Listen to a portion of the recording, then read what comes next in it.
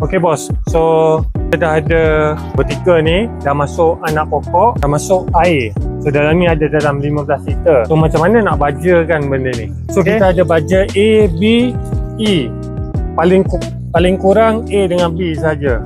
So tengok dekat sini, untuk A 10 liter air, 50 ml A dan 50 ml B.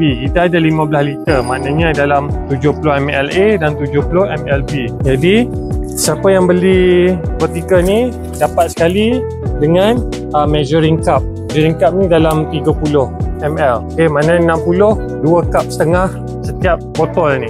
Okay, macam mana nak top up? Kalau dah ada air dalam ni, buat macam ni saja. So tadi berapa? 70 ml A. 7 ml, 2 cup setengah. So ini 1 cup,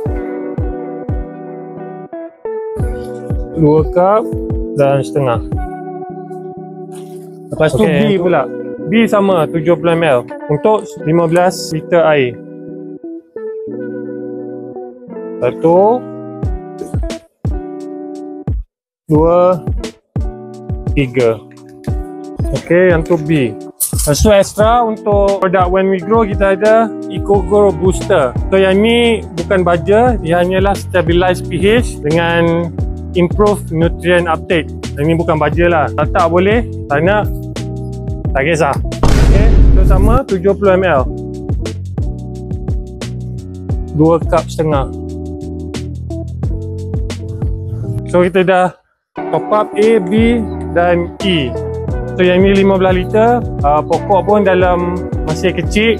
So minggu depan sajalah. You check air dengan top up baja. Okey lah, itu saja. Terima kasih.